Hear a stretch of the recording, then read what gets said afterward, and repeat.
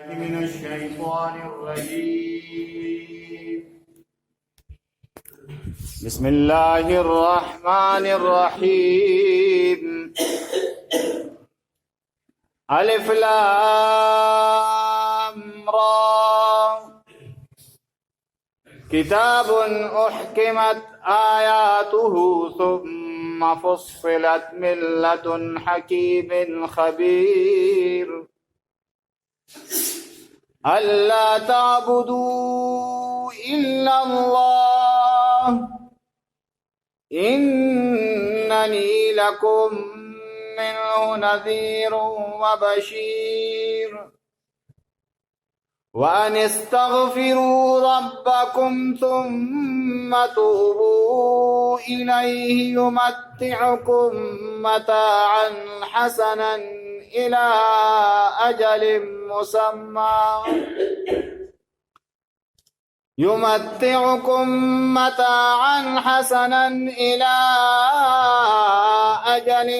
مسمى ويؤت كل ذي فضل فضله وإن تولوا فإني أخاف عليكم عذاب يوم كبير. إلى الله مرجعكم وهو على كل شيء قدير. ألا إنهم يثنون صدورهم ليستخفوا منه ألا حين يستغشون ثيابهم يعلم ما يسرون وما يعلنون إنه عليم بذات الصدور. اللهم صل وسلم على سيدنا ومولانا محمد وعلى آل سيدنا ومولانا محمد أفضل صلواتك بعدد معلوماتك وبارك وسلم وسلم عليه. الحمدلله پرون د سوره یونس اختتام شو او نن د سوره هود ابتدا ده. سوره هود نو په سوره هود کې د دې درې موضوعات دي. یو موضوع د دې دعوت ده، دویمه موضوع د دې تفهیم ده، پوهه ده، او دریمه موضوع د دې تنبیه ده، خبرداری ده. نو په دعوت کې د دې خبرې ذکر کوي په دې صورت کې چې اے انسانانو شرک پرېږدئ او د الله جل شانه وحدانیت طرف ته راشئ. الله جل شانه وحدانیت طرف ته راشئ او د خپل دنیاوي زندګۍ نظام د آخرت په اساس باندې برابر کړئ. د خپل دنیاوي زندګۍ نظام د آخرت په اساس باندې برابر کړئ. او په تفهیم کې د دې خبرې او په تنبیه کې د دې خبرې ذکر دی چې الله جل شانه هر یو قوم ته پیغمبر را لیږي او هغه قوم چې کله د پیغمبر خبره ونه مني نو خدای پاک بیا هغې دپاره زما عذاب یقیني، عذاب یقیني. نو چې کله عذاب راشي نو خدای پاک وایي زه به بیا د پیغمبر رشته دارو ته هم نه ګورم چې ورګه دا د پیغمبر کورواله ده، د پیغمبر ښځه ده، دا د پیغمبر زوی دی. نه خود دا و د هغې لنډ مثال د هغې او نه دې ته ګورم چې دا د پیغمبر پلار ده او دا د پیغمبر مور ده. خو چې د دقې پیغمبر خبره نه مني نه زه بیا نور زوی ته ګورم، نه پلار ته ګورم، نه مور ته ګورم.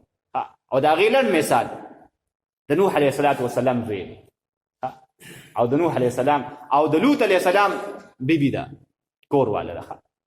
د لوط علیه السلام ښځه هم د لوط علیه السلام په قوم چې کوم عذاب راغلو په هغې کې هغه غرقه شوې ده. دغه شان د نوح علیه السلام خپل زوی کنعان دا په طوفان نوح کې هلاک شوی. نو دغه په دې صورت کې د دې صورت موضوع ده.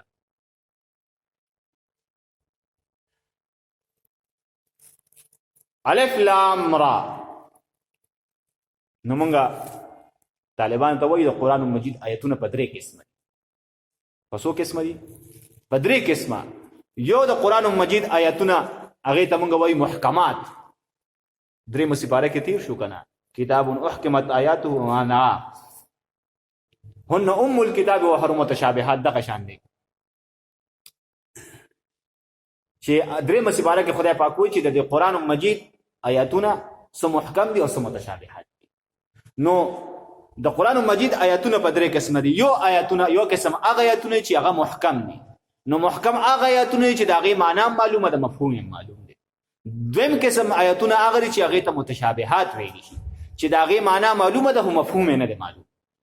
معنا معلومه ده خو مفهوم نه دی معلوم. او دریم قسم آیتونه هغه چې هغې ته مقطعات ویلی شي لکه د الف لام را. نو د دې نه معنا معلومه ده او نه مفهوم معلوم.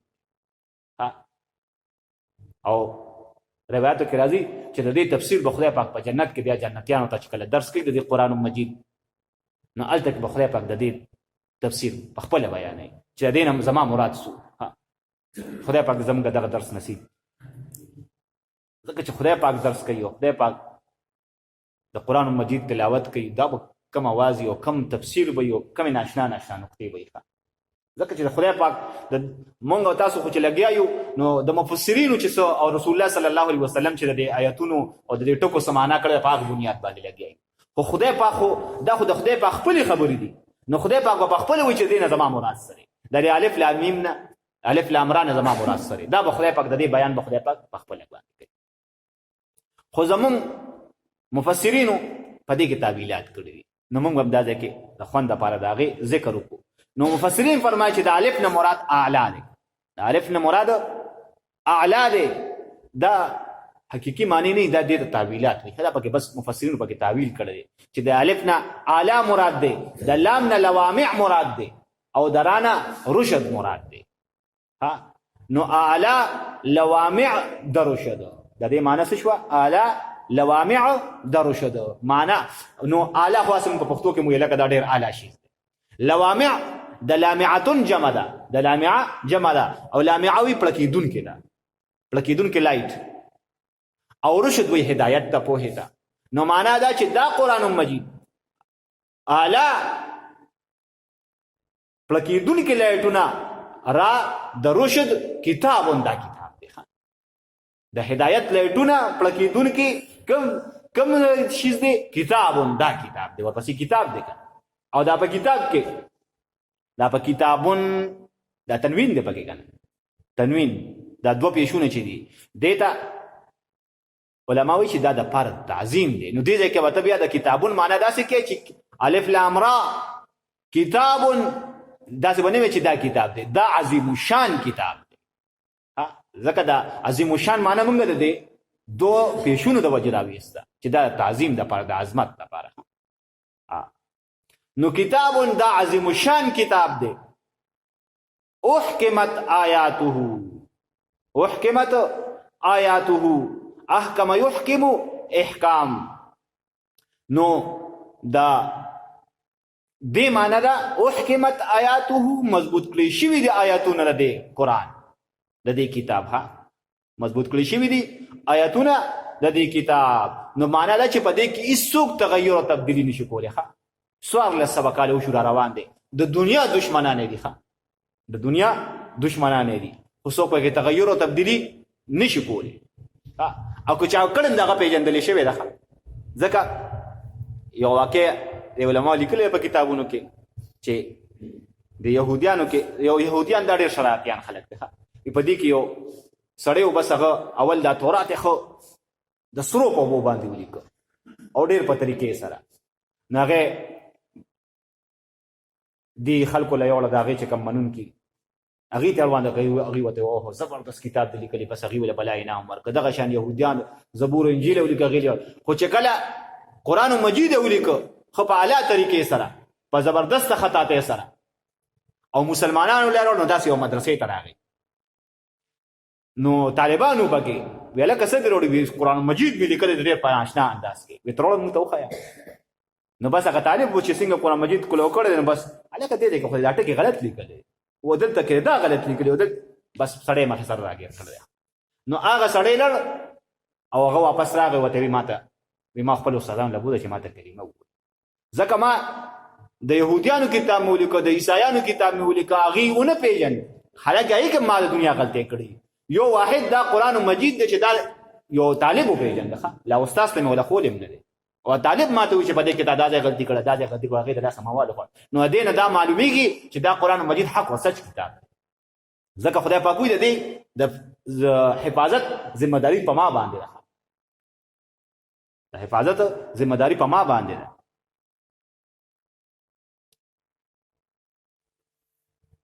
او یو حدیث کې راځي حارث ابن عور رضی الله عنه فرمایي چې زه په مسجد نبوي راتېرېدم داسې کسان ناستو هغوی پکې دنیاوي خبرې کولې نو زه رالم نیغ علي رضی الله عنه پسې ورته مې چې یاره جي په جومات کې کسان ناست دنیا خبرې کوي او بس پول او پټې یو بل ته راسپړ دي د دنیا او د روزګار دا خبرې کوي نو هغه ورته چې وقد فعلوا داسې کار یې کو ما ته چې او جدا کار یې کو نو هغه وی چې ما ته رسول الله صلی الله علیه وسلم فرمایلی چې انها ستكون فتنه پتا زو باندې ډېرې فتنې راځي ډېرې فتنې باندې راځي او دا اوس د فتنو دور دی نو ما ته تاسو کو چې جی دا فتنې راځي د دې فتنې نه د وتو لار بسی د فتنو نه د وتو لار بسی نو ما ته وی چې کتاب الله او قرآن مجید دی د قرآن مجید په تعلیماتو به تر فتنو نه وځي ولې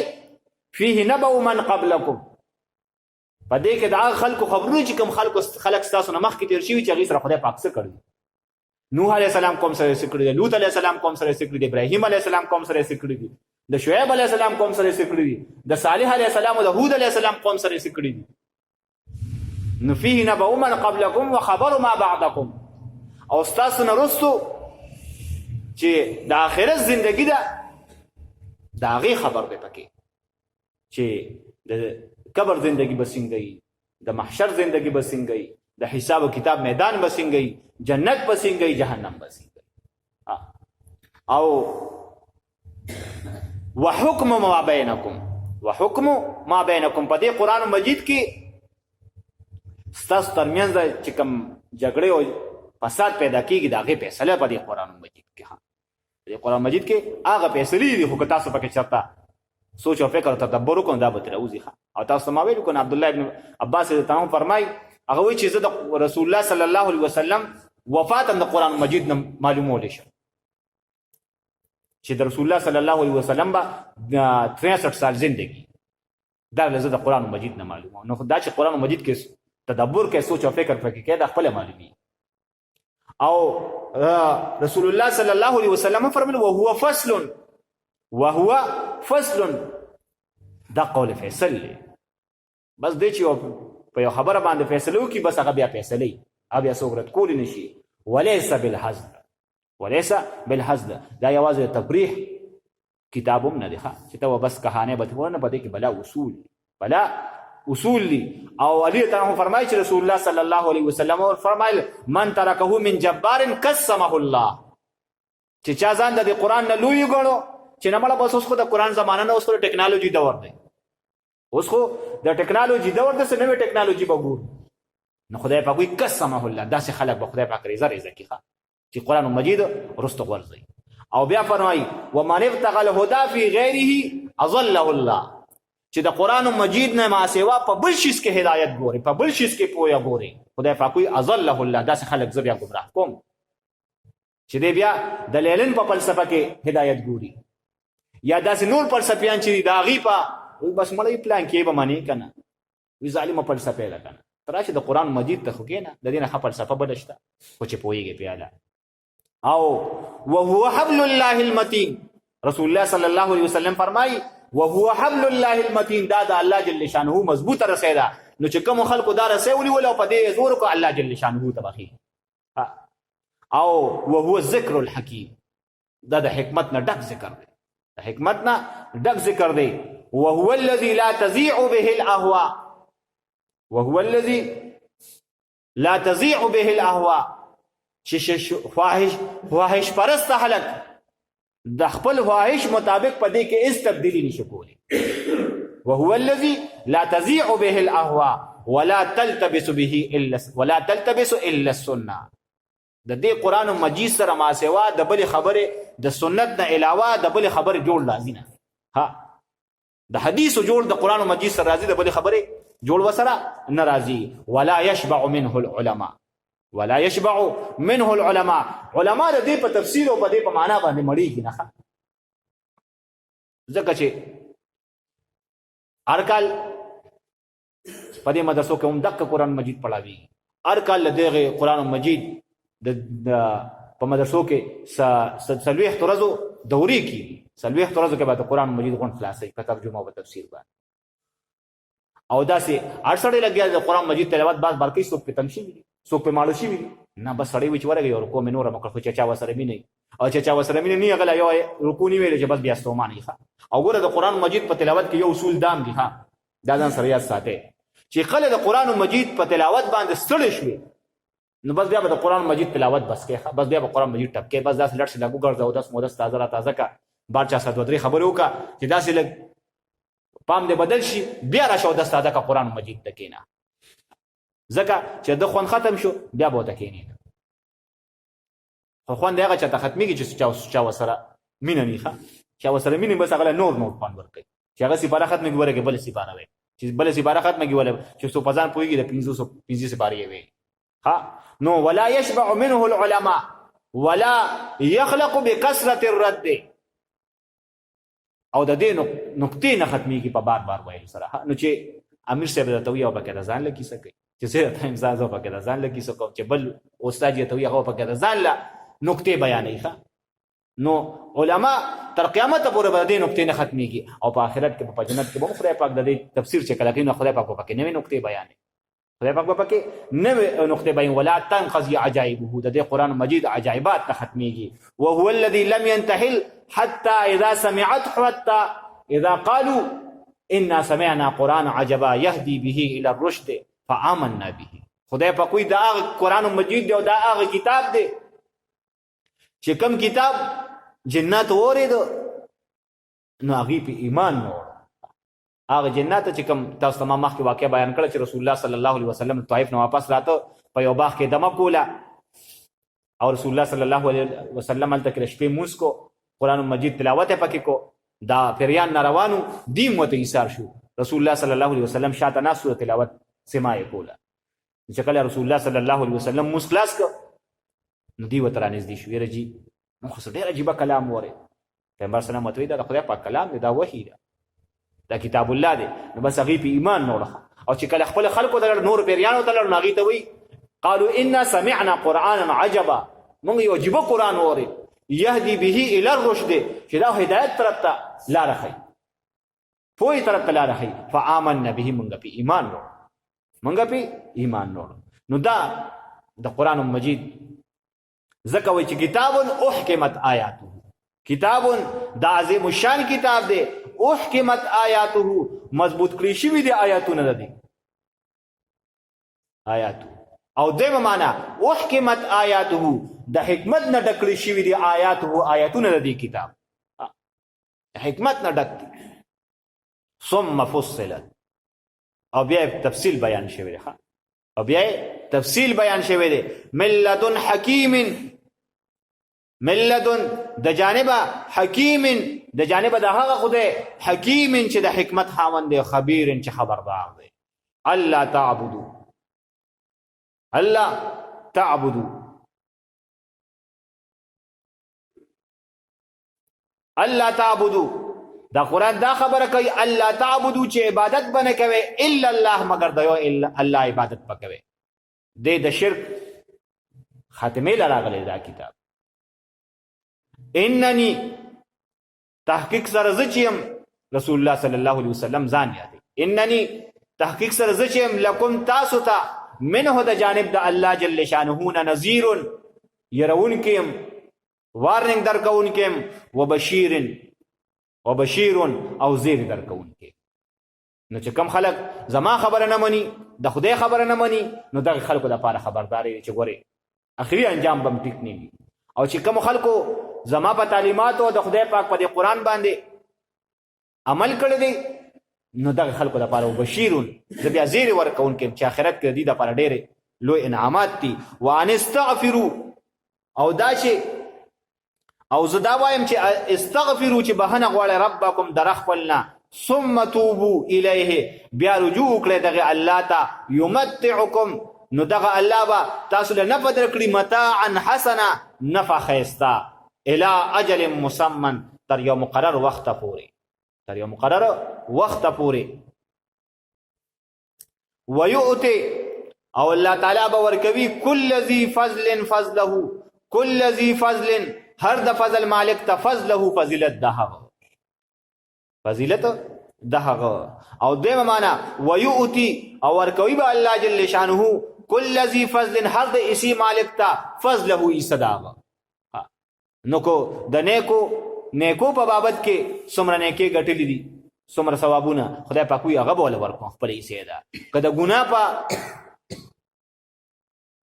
حواله سره څومره ګناهونه او څومره عذاب ګټل خدای پاک وي د پیسې کې دغه شی زرسي دغه به ول ورکو.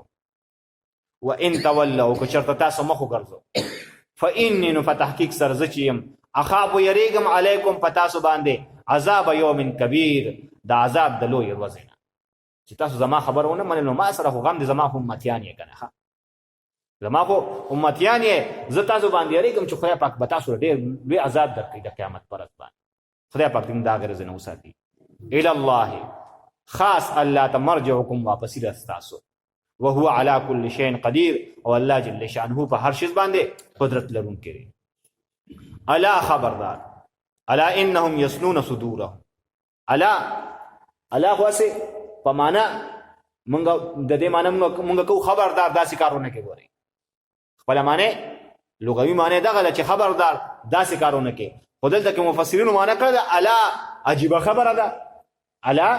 عجيبه خبره ده انهم دیجدی یسنون کګوي صدورهم سنیخ پله د صدا پاره لیستخفو دې د پاره چې ځان پټ کړی منه د الله نه خدای پاک وی دی د دې وجه د خپل سنیک کګي چې د الله جل شانه نه ځان پټ کی او الله جل شانه د دې د عملونه ویني الا خبردار حين پکم وخت کې یستغشون چې دوی ځان پټوي ثيابهم پجامو خپلو يعلمو وهيږي الله جل شانه ما په هغه سیز یسرون چې دی پټ کوي و ما په هغه سیز يعلنون چې دی ښکار کوي. نو خدای پاک وی کته جامو کې پټه می ما تخکارای کته جامو کې پټه می ما تخکارای ستا هر شی ستا هر عمل ستا هر نیکی ستا هر ګناه د ټول مار سما تخکار دي. نو ته زمانہ پټ نشي کېږي نو ته بیا ولې زمانہ پټ کېږي. انه زکه دغه الله چې علیم عالم دی بذات الصدور پرازون د سینو باندې. ان شاء الله سبا له سپاره شروع کوو په خدای پاک ته منظوري ان شاء الله. نن د یو لسمه سپاره اختتام الف لام را الله اعلم بمراده بذلك بس د دې په معنا باندې خدای پاک کوي ها د دې موږ داسې معنا کوو چې الله الف لام را کتاب احکمت کتاب دا عظیم الشان کتاب دی احکمت چې مضبوط کړی شوی دی د حکمت نه ډک کړی شوی دی آیاتونه دی کتاب ثم فصلت بیا تفصیل بیان شوی دی من لدن حکیم خبیر د جانب دا هغه الله حکیم چې د حکمت خاوند دی او د حکمت مالک دی خبیر نو په هر شی باندې خبردار دی. الله تعبدو چې عبادت مکوي تاسو الا الله کوي نو الا الله مگر د یو الله کوي انني فتحقیق سره زچیم لکم تاسو ته منه د الله د جانبنا نذیر يرون کې وبشیر او زیر ورکون کې وان استغفروا او زدا وایم چې تاسو بخنه غواړئ ربکم د پروردگار خپلنا ثم توبوا الیه او بیا رجوع کړئ دغه الله ته یمتعکم نو دغه الله به تاسو له نه پدر قیمته عن حسنا خیسته نه په بدل کړی الى اجل مسمى تر مقرر وخت پوری ويؤتي او الله تعالی بدر کوي كل ذي فضل هر یو د فضل كل ذي فضل هر د فضیلت مالک تا فضله فضیلت دهغه و ان تولوا کتا سمخ ګرځو فإني فتحقیق سرا اخافو زیریگم علیکم پتا سو باندې عذاب یوم کبیر دا عذاب د لوی ورځنا الی الله خاص الله جل شانه تا مرجعکم واپس رستاسو دا وهو على كل شيء قدير وهو دغ الله على كل شيء په هر شي باندې قدیر قدرت لرون کړي الا خبردار الا عجيب خبر دا انهم چدوی یسنونا کګوی دا کافران صدورهم سینې خپل لیستخفو د پاره چې ځان پټ کړی منه د الله نه الا خبردار حين پکم وخت کې یستغشونا چې دوی ځان پټوي سیابهم پجامو خپل کې يعلم پوهیږي الله جل شانه ما په هغه سي یسرونا چې دوی پټوي و ما په هغه شی باندې الله جل شانه پوهیږي يعلنون چې دوی احکار کوي انه دغه الله چې علیم عالم دی بذات الصدور د سینو په مالکانو باندې معنا دا چې د سینو فرازون باندې سبحانك اللهم وبحمدك اشهد ان لا اله الا انت استغفرك واتوب اليك اللهم صل وسلم على سيدنا ومولانا محمد وعلى ال سيدنا ومولانا محمد افضل صلواتك بارض